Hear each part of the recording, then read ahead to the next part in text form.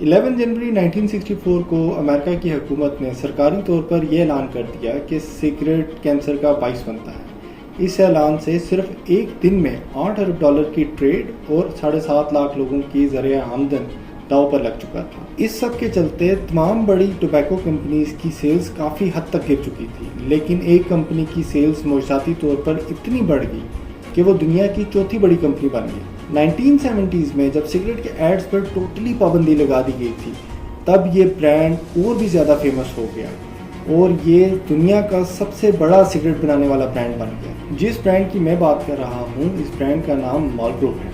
Marlboro आज इतना बड़ा ब्रांड है कि इसके कस्टमर की तादाद इतनी ज़्यादा है कि इसके जो नेक्स्ट 10 कंपेटिटर्स हैं, उनकी टोटल सेल्स कंबाइन कर दी जाए तब भी इसकी सेल्स उनसे ज़्यादा है।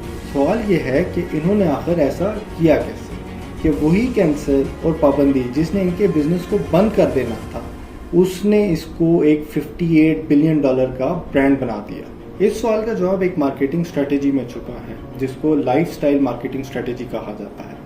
इसको एक बहुत ही सादा एग्जांपल से समझने की कोशिश करते हैं। अगर आपकी पैदाइश 90s की है और आप इंडिया से हैं, तो यकीनन आपने सचिन तेंदुलकर को MRF के बैट के साथ खेलते हुए देखा होगा। और मैं शर्तिया कह सकता हूं कि आप या आपके दोस्तों में से कभी ना कभी किसी ना किसी ने MRF के बैट से खेला होगा। और जब भी आप मार्केट बैट खरीदने के लिए जाते थे, तो आपके पास दो ऑप्शन होते थे। एक बगैर स्टिकर वाला बैट आपके पास एज ऑप्शन मौजूद होता था और एक MRF का बैट मौजूद होता था। तो आप सिर्फ MRF का बैट लेते थे क्योंकि आप अपने आप को एज अ सचिन तेंदुलकर देखते थे, आप उसकी तरह अपने आप को खेलता हुआ प्लेयर देखते थे। तो इसी तरह 1964 में जब बाकी कंपनीज अपनी साख को बचाने की कोशिश कर रही थी, तब मार्लबोरो ने एक डिफरेंट अंदाज इख्तियार किया। उन्होंने सिगरेट पीने को साबित करने के बजाय एक किरदार इंट्रोड्यूस करवाया, जिसको मार्लबोरो मैन कहा गया। ये मार्लबोरो मैन एक आइकन था जिसको लोग एज अ लव बर्ड भी देखते थे, स्ट्रॉन्ग मैन भी देखते थे और एज अ कार बॉय भी देखते थे। मार्लबोरो मैन कंपनी के लिए एक गेम चेंजर साबित हुआ। एक साल के अंदर मार्लबोरो दुनिया का चौथा बड़ा सिगरेट बनाने वाला ब्रांड बन गया था। हकीकत यह है कि इन एड्स का फोकस बिल्कुल भी सिगरेट्स पर नहीं किया गया था, क्योंकि सिगरेट के एड्स पर तो टोटली पाबंदी थी।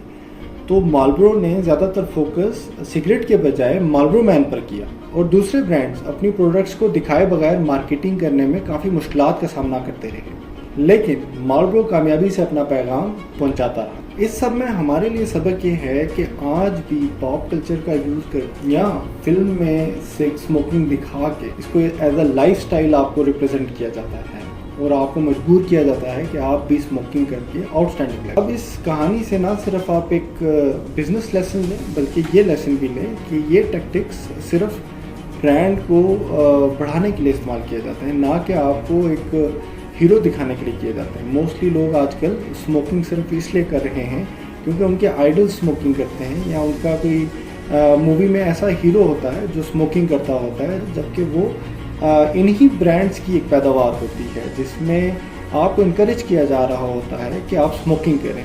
मोस्टली वो लोग स्मोकिंग करने के लिए रेडी भी हो जाते हैं जो एक्टर्स को अपना आइडल समझते हैं। तो इसमें मेरी नसीहत ये है कि हमेशा याद रखें कि गैर ज़रूरी चीज़ें मत ख़रीदें और जो आपकी सेल्फ अवेयरनेस है उस पर ज़्यादा फोकस करें, ताकि जो आपकी पर्सनैलिटी है आप उसको वैसे ही तस्लीम करें, ना कि आप अपने हीरोज़ को इमिटेट करके या उनको कॉपी करके आप उनकी तरह का लाइफस्टाइल बना के अपने आप को उनकी तरह शो करना शुरू कर दें, वरना दोबारा से कोई अरबों डॉलर की कंपनी आपकी इस कम अकली का फ़ायदा उठा ले। अगर आपको ये इन्फॉर्मेशन पसंद आई हो तो काइंडली लाइक, सब्सक्राइब और शेयर ज़रूर करें। Thank you.